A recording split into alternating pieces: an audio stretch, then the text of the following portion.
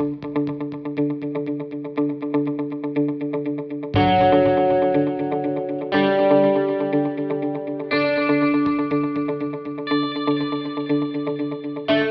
watching the Forefront Church video podcast, and wherever you're at viewing online, we just want to say thank you and welcome. And one of the ways that we can help connect with you is we want to hear from you and where you're at and how we can help. And so head over to forefrontchurch.info after the message and click the Connect tab. It's a great way for us to help you along your spiritual journey as you connect with God and learn about Jesus. And so sit back, relax. We hope that you're challenged and encouraged from today's message.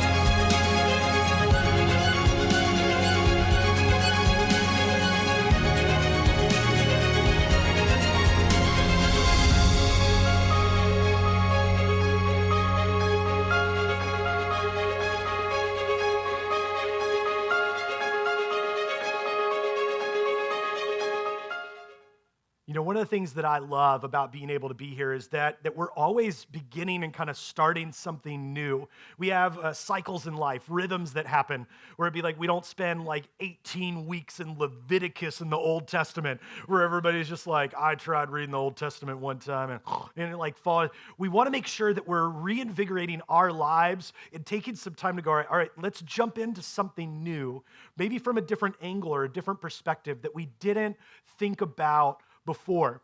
And just a couple of weeks ago, my youngest daughter, we have 3 girls, for those of you guys who are new. I share about our family a lot because you know, just like I do, you can learn a lot of lessons from the people that you're around all the time. Some good, some not so good. And with kids, there's some not so good lessons sometimes in there.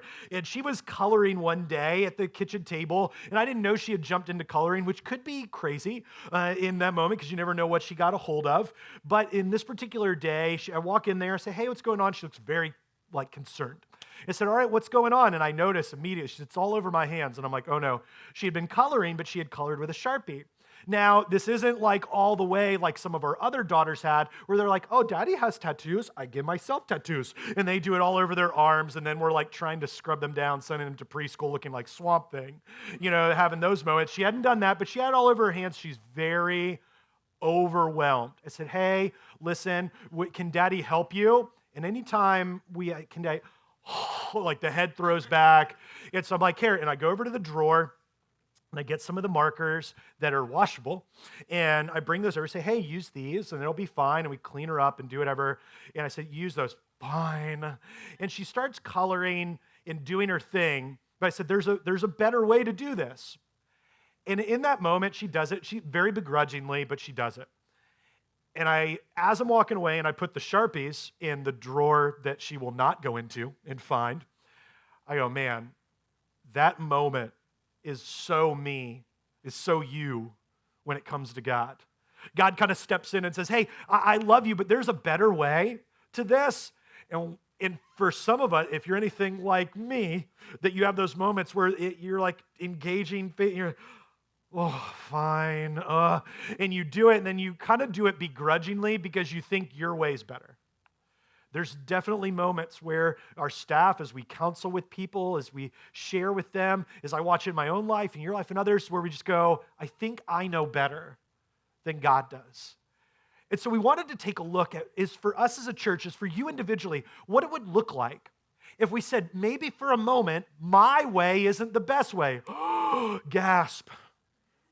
What if God's way is better than our way? The verse that you're going to hear over and over and over again during the series. Not only is it on a banner in the lobby, but it's here on the screen. He must become greater, I must become less. And one of the things that we learn if you're around any type of education system is we learn by saying things and seeing things out loud. And so I want us to read this together out loud. You guys ready? 5 of you are. You guys online, you can say it out loud. We won't hear you, but you can type it, I guess. Here we go. He must become greater, I must become less. Now, collectively, almost everybody in the room said it. I don't know that we always believe that. You may have had an argument on the way here, a car conversation that ended up in, so you're like, somebody does not believe that they're less, and you walk through it. You may have a teenager, and so you've experienced, they go, oh no, they think they're greater. They think they know everything. If you're a high schooler or middle schooler, we know you're grown, you know it all, you're ready to move out on your own. Let me know how that goes. You see, we have these postures at times where we believe that we know better. And God calls us to, in the idea, in the concept, in the lifestyle of being greater in His eyes. So listen, I will take a step back, God.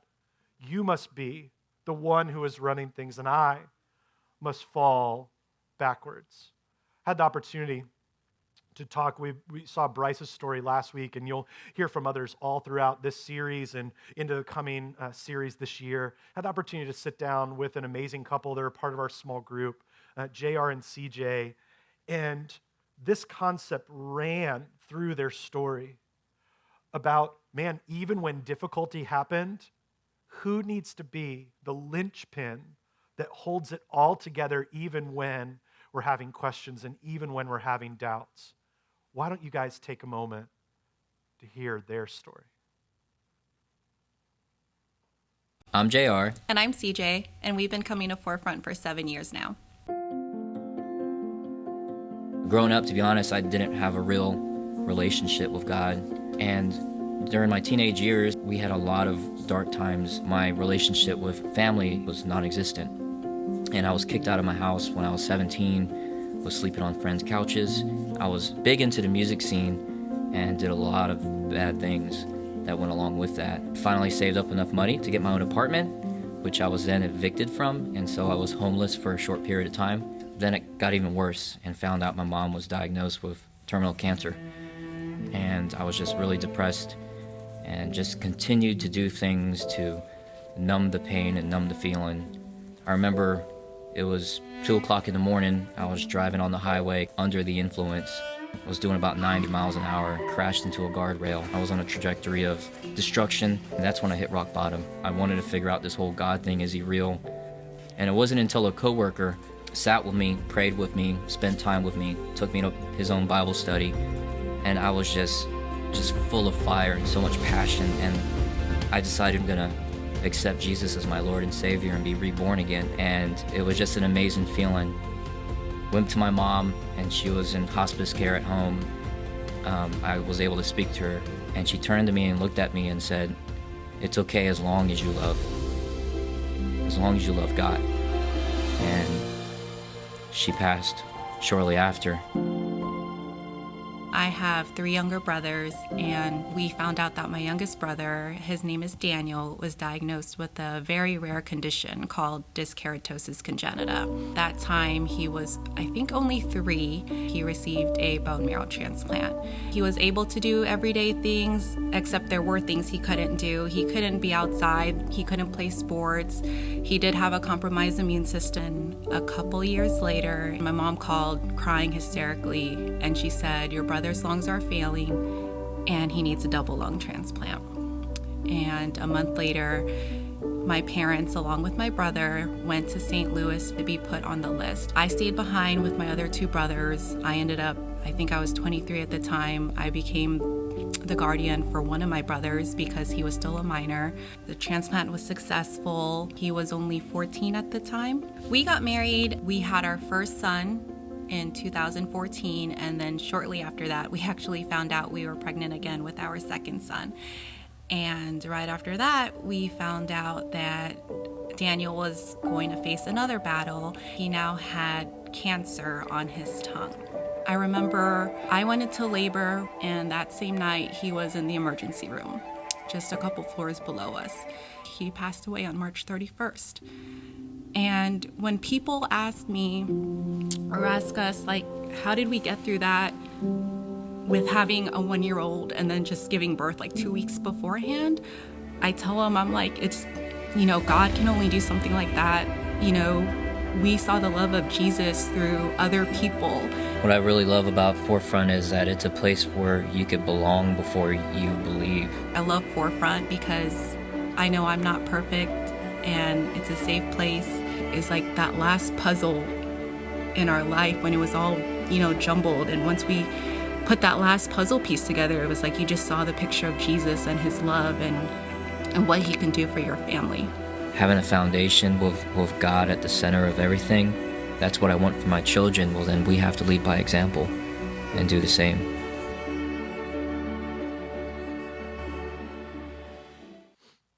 In our discussions off camera and kind of filming through stuff, one of the themes that kept happening was, hey, we could begin to trust God, or we could try to do this on our own. And we can move in this route, but God, why? People, why? Like church, why? All these things. God, we could go down the route with you, or we could try to figure this out solo. And there's so many things that try to steer us towards that route away from God.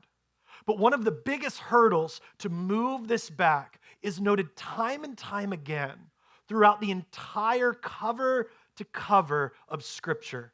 Throughout the Bible, and you may say, oh no, it's probably anger, it's probably bitterness, it's skepticism, maybe it's pride and ego. That's the hurdle to overcome. Not only did Jesus talk about it, but writer after writer talked about, hey, there's actually one thing that keeps creeping up for people. Instead of trusting God, going this route and doing it on their own.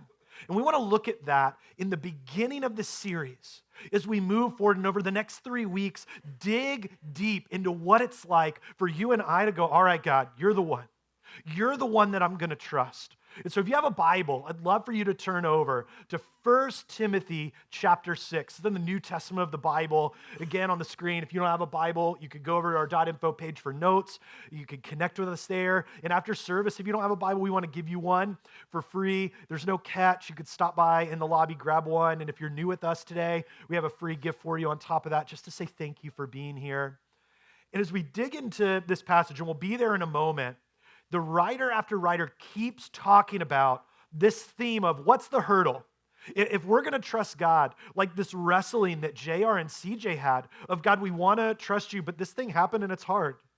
This life moment happened and it makes it difficult. What's that hurdle above all else that could make us in those moments go, I can do this. I can do this without you. And we're going to jump over, before we're in that 1 Timothy chapter 5 passage that you're holding at, over in Acts chapter 20. The writer shares this, said, everything I did, I showed you that by this kind of hard work, we must help the weak. Remembering the words the Lord Jesus himself said, it's more blessed to give than to receive. That it's more blessed to say, don't worry about my life. I want to care for other people because it's God and others. And then I'm going to count myself last. Because if I raise myself up instead of caring for others, then what good is that? It only draws attention to me and not to God. And later on in that 1 Timothy passage, the writer shared these words. It says, command those who are rich in this present world to not be arrogant or put their hope in wealth, which is so uncertain, but to put their hope in God, who richly provides us with everything for our enjoyment. And we see that, and I love that this happens because we get into this like, God wants to give us a big list of rules and regulations and tell me what to do and what not to do. I love this passage because it immediately jumps in. The writer says, listen, God gives you everything you need for your enjoyment. Like, and so when you're like, man, that's a joy, God is able to provide. Continues on, command them to do good, to be rich in good deeds, and to be generous and willing to share. This is what we learn when we're 5. Hey, you have something that so-and-so wants it, you can share and do that. We know, if you have kids, you know that is a struggle. That's my toy, my food, my whatever, even with friends. Don't take that friend. That's my friend. And all mine. You're like, what does it mean to be generous with what we have? In this way, they will lay up treasure for themselves as a foundation for the coming age, so that they may take hold of the life, and hear this, that is truly life. You want to know what it's like to live a life that's greater? A life that's greater is generous to all, no matter the circumstance, no matter what is taking place in your life and mine, that we say, you know what, God, I'm going to trust you instead of things. And that can be difficult because there's a word that we love to use. I feel secure. That's why we have life insurance. It's why we have health insurance. It's why when you go to bed at night, you lock your door. It's why when you show up, around town to a restaurant or to go shopping, you get out of your car and then you beep, beep, and you lock your car. Because we want to feel secure. It's why when you look at your bank account and you see that the bills are this and that the pay's this, you're like, because you want it. I want to have some cushion. I want to have some room to breathe. There's many in the room that are like, what's that? What's that like? You see, we have this precept of security. We want to feel secure. And God doesn't say that's a bad feeling. It's good to want that. But where is our security lying? Or better yet, who is our security lying in? I have a question to ask you guys, so we'll kind of walk this out. How many of you enjoy a good road trip? Yeah, so quite a few of you. You guys online, let us know. Throw a little car emoji in there if you like road trips. Now, I have another question for you guys who like road trips. Which one of you loves to drive on the road trip? You like to be the one that is in control and driving. Okay, so quite a few of you. You sir, right here, you love to drive. Why don't you set your coffee down? Why don't you come up here and join me? I need a little help here. You guys give it up for him. Have a seat here in the driver's seat. Now, I know your name because you and I know it. You're ready to go. Let everybody else know what your name is. I'm Kevin. I am Kevin. I am Kevin. It's like I Am Legend. Like things got intense. You guys say hi to Kevin. But you're supposed to be driving, so you're going to need a little help with that. So I'm going to give you, we have a steering wheel here. Can't miss that. That feels very play school-esque. And so you are the driver. I am the co-pilot. Oh, hey. Not to disappoint, this is the second service that I've had an arm wrapped around me. And can't wait for third service. Got to be careful who I pick. So he is the driver. I am the passenger. Okay, who just kind of, you get this for free day. Who is in charge of the music? The driver or the passenger? Who says driver? All right, who says passenger is in charge of that? All right, we'll pray for y'all. And so you're on a road trip, you're driving around, and you're doing that, and so we're going wherever. We probably have easy. We have the GPS. We're apparently driving the Autobahn. And so we're on there, we have the GPS going, and we know where to go, right? We know we didn't have to, and those of you guys that are younger, you don't know the pain that it is to then pull out a map or to go to MapQuest and print out all those, and then the angst that is when you get to the next leg of the journey and go, we forgot to print out the MapQuest directions for that spot, and then you're up a creek. You will never know that pain, okay? And so, struggle's real. And so we're driving, we have the map, and say we get to a point where I think we should go somewhere else, and instead of telling you, hey, we need to do whatever, I just grab the wheel and yank it. How many of you guys think that that's a good idea? Yeah, not a soul. Now, what would your response be if I were to grab the wheel and yank it as we were driving? A little angry. A little angry. I know you, and that was very kind of you. You might choke me out at that moment. Like you love people. You're very kind. But if I were to do that, you would be thinking of the passengers in the car, your safety, my safety. You would maybe even send me to meet Jesus, or at the very least tie me to the roof rack. We'd be stopping. Yeah, we'd be stopping. There would be words exchanged. Now, words get exchanged. You talk me off the ledge, and we do it. And then we get back in the car. We're driving for a while. You're driving along. And again, I yank the wheel. I will meet Jesus at that point. You will be defendant number one. That's right. 2 and 3 right there. Yeah, and so it's going to go badly. It's going to be awful. You see, when we're on, every single one of us, we're on this journey. and we're riding along, and when we come to faith, we say, that God is in the driver's seat. Please, for the love of all that's holy, burn your shirt that says, Jesus is my co-pilot. I love you, but I'm going to say that is the dumbest shirt ever.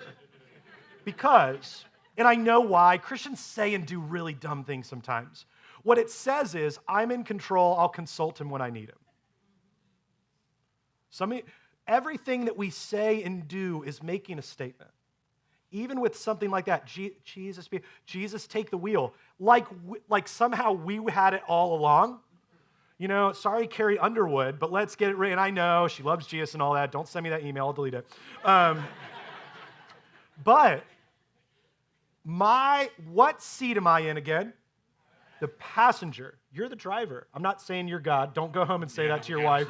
That's going to end up real bad. Hey, remember in church today, pastor said I'm basically God. She's like, nah, couch. And so, but here's what I want us to get. Because in this journey towards greater, as we're driving along, our location should match our proclamation. I am the passenger. I am not in control. The only one that is in control is God, not me. So why do we keep yanking the wheel? Or better yet, sometimes we say, just park it. I'm going to take control. And I imagine, more so than even yanking it, just taking the wheel away. Imagine what that does to God. Going, you have no idea the pain that you're going to cause yourself and others. Please just hand the wheel back over because I know better than you. Would you guys give it up for Kevin? Thank you so much for helping out this morning. But this is the pain. This is the angst. And so we walk through these moments where we think we have control, this fallacy. And Jesus and the writers time and time again said, there's going to be lots of things that fight for you to want to take control, but the biggest one is going to be security and thinking that you can build up enough stuff and wealth and power that then you'll be good and have it under control. Love the way that Eugene Peterson, puts it, and it'll be here on the screen. It says, I have heard people complain that they hear too much about money in the church. I think I know what they mean, but the complaint is badly phrased. For that is the one thing I would like to hear less outside the church and maybe a little more inside. Why? Because I want to be with people who take all of me seriously. Love this. Not just my soul. I want something practical that gets into these moments of the working parts of my life, into my wallet and pocketbook, and leaves evidence on my check stubs. The gospel of Jesus Christ creates a community in which people take care of one another, respond to others' needs, take people into their homes, give them beds, feed them meals, collect money to meet their needs. You see, I know why we trust in stuff. I know why even my wife and I, as we have our monthly budget meetings, if you don't have a budget meeting together, if you don't have a budget, let's help you work out on that. Because I tell you what, when you know where your money's going, when you know where your stuff is, you know who's in control, and it's definitely not you or I. And as we sit and have those moments, I know why we like to trust in things. But here's the reality. I understand why you believe holding on to stuff is right. I don't believe you're trying to be destructive. You've just been deceived.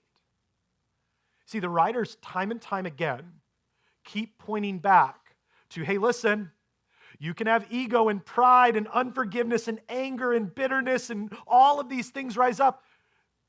But if you get really powerful, if you have a bunch of stuff, there could be the chance that you trust and have your own kingdom and you're not trusting in God's. Now, please don't hear me say that working through the American dream and doing well for yourself is bad. I think that's awesome. I think that's amazing because God puts you in an opportunity to be able to be even more generous than maybe you would have otherwise. But there's the temptation that you would trust that stuff, the created, instead of the Creator. just like the writer in Hebrews shares. It says, keep your life free from love of money. Don't ever say the money, I hear people misquote it, money is the root of all evil. No, that verse says love of money is the root of all evil. You can have a bunch of money, that is not a problem. You can have a bunch of things, but if you trust those things more than you do the one who gave them to you and manages those in the first place, that is where it's a problem. It says, be content with what you have, for it is said, I will never leave you nor forsake you. Bottom line, in this whole quest for these moments, a greater life trusts God, not his stuff. If we are going to live a life that trusts that God provides, then we go, you know what? If I am month to month in my paycheck, or I have plenty of margin in doing really well, God, you are still good. Because in a moment, you could have an amazing job and fall into an accident and be up to your eyeballs in medical bills. And then go, where did it all go? I can't work, I can't do this, and it's all gone. You could, at the same token, be month to month and have one moment change and have all of that in the world begin to go and be amazing for you. You go, oh, it's forever. But finances, stuff, money doesn't change it doesn't make you, oh, if I had more, because I hear people say this, well, if I just had a little more, then everything would be fine. No. If you're angry and you have more money, you're going to be a rich, angry person. If you're greedy and not generous, and then you get an amazing job with lots of money, you're just going to be a greedy, rich person. It doesn't change your heart. If anything, having that, if you're not careful, can guide you to say, I can do this on my own. God, you're great and all, and I'll come to you. You are definitely my co-pilot. I'm in control, and I'm going to follow, and I got this. And so why did Jesus speak so much about finances? Well, because he knew that above all things, that this could be something that could steer us away from the Almighty because we think that we built up our own little kingdom. That's why 11 of the 39 times that Jesus taught in stories, 11 of them were about finances, generosity, and money.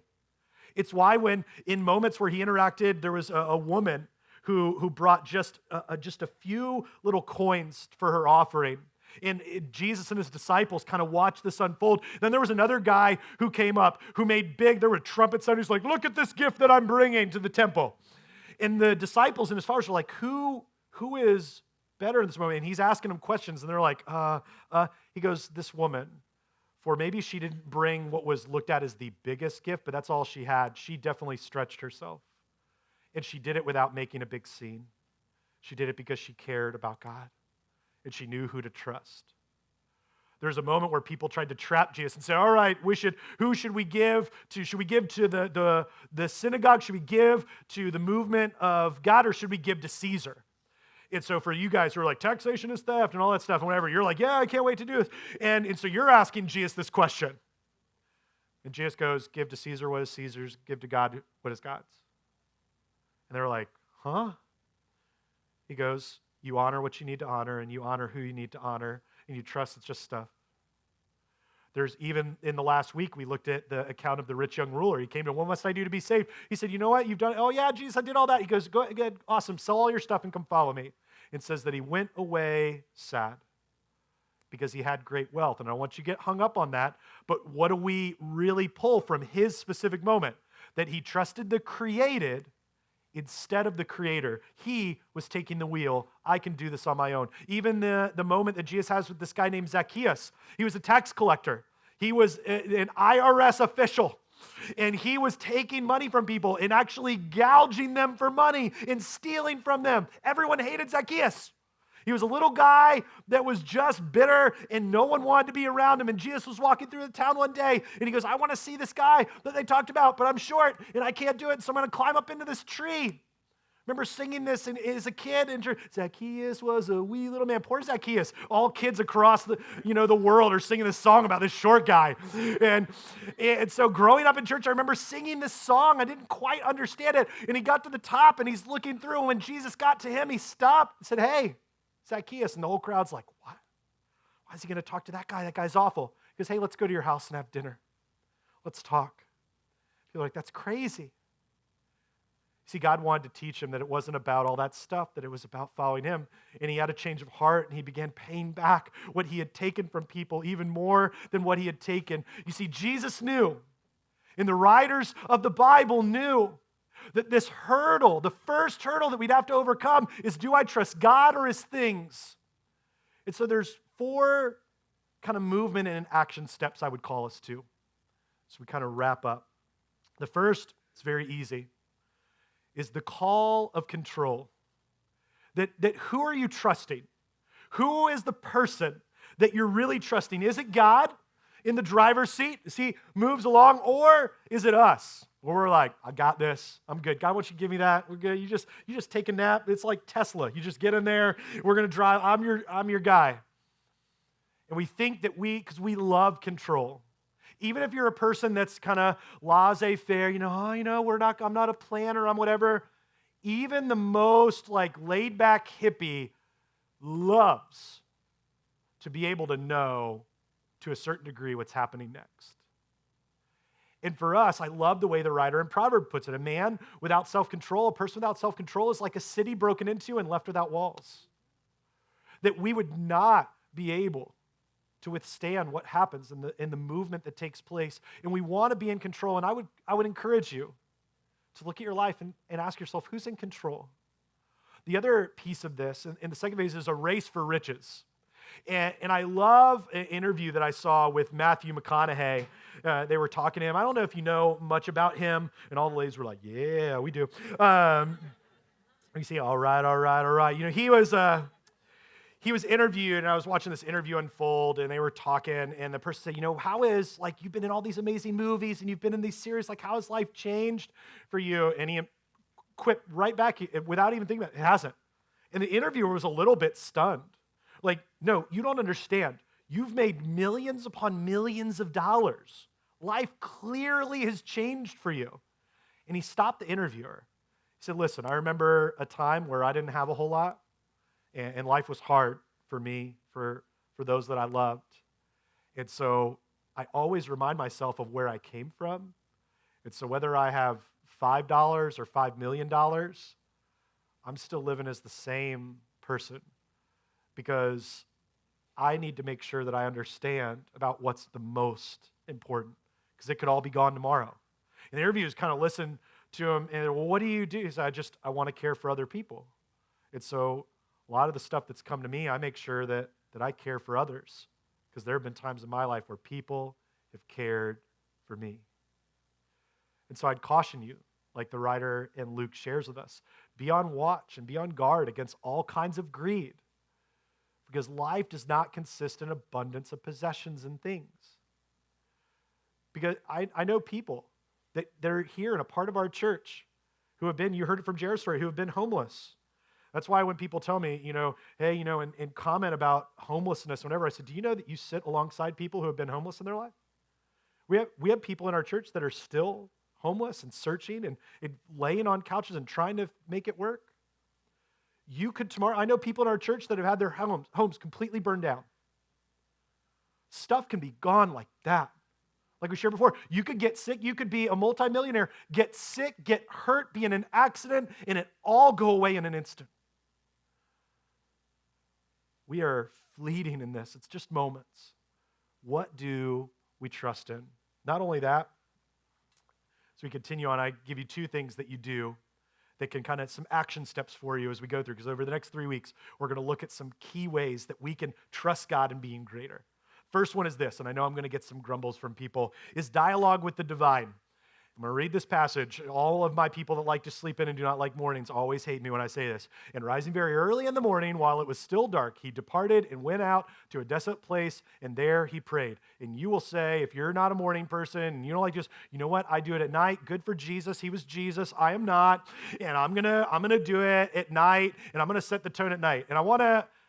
And somebody said this to me one time, and I asked them a question. I said, share with me a time that you overslept and what happened. They're like, oh, and I woke up late, so I had to scramble to do stuff, and then had to get the kids, ready, and do all this stuff, and then I got them to school late, and then I was at work late, so my boss was mad, and then I got home and everything, and it set the day. It was awful. I said, oh, I just want to hear you. So what I hear you saying is that how you start your day dictates how your day really goes. And they're like, see where you're going with this. I want to encourage you. Plug in your phone away from your bed, because the first thing you do when you roll over, I hope, is not scroll through Facebook. Everybody else has been sleeping, y'all. There's nothing going on. There's nothing new about their life. You know what they were doing? Sleeping too. Plug your phone in someplace else. And when you open up your eyes, the first thing you do is connect to the Almighty and say, God, thank you for another day of life. Because I'm not promised tomorrow, but I do have today. I can promise you that your day will be drastically, miraculously different when you connect with the Almighty. But not only that you would be astounded through actions, that you would actually practice what you preach. We could say that, but then we see things. When you start your day connected with God, you know what happens? You actually love others the way God has called you to love them. It's so weird. You go, God, give me opportunity. You see things with fresh perspective, and you see someone on the side of the road. You see a coworker who's struggling, and you go and you grab them coffee, or you go and say, hey, let's just go do lunch together. Or, hey, what's going on in your life? Let me listen. I don't even want to give you advice. I just want to listen. Some of y'all don't even need to be given advice. You just need to listen. Don't commiserate with them. Don't give them a bunch of stuff. Just go, hey, I care about you. What your hurts are important to me. I just want to listen and be there for you. Dear friends, let us love one another, because love comes from God. And everyone who loves has been born of God and knows God. You see, you can't begin to hand off that love until you've experienced it firsthand. Until you've said, God, I want to make you the sole focus in my life. Much like JR and CJ have said, we want God to be the focal point, because we're passing it on to another generation, not only our sons, but to those around us and our friends and our family. We want to make an impact because they understand what's true, that a greater life trusts God and not his stuff.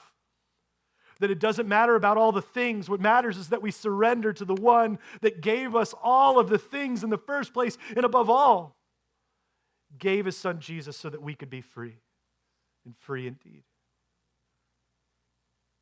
You know, as we wear these bracelets, my hope is that you wake up and go, God, my prayer is that I can become less so that you can become greater in my life. And over the next 3 weeks, we're going to begin to step through what that looks like for you individually, for your family, for us as a church, because I believe God is just beginning to peel back the layers of how his church here at Forefront in the city of Virginia Beach impacts our community and beyond with his love and his grace. And he said, of all the people I want to use, he wants to use you. Do you trust him? Thanks for tuning in to the Forefront Church video podcast. Our hope and prayer is that this has left you encouraged and challenged you in your faith. And you might have some questions and some ways that you want to figure this out, and we want to help with that. Head over to forefrontchurch.info, and there's a couple different ways that you can connect. Click the Connect tab and let us know how we can be praying for you, or a staff member can be contacting you this week. Maybe you have just been encouraged by this and want to support the ministry here at Forefront Church. You can click the Giving tab, as well as other tabs that are in there to help you along in your journey with God.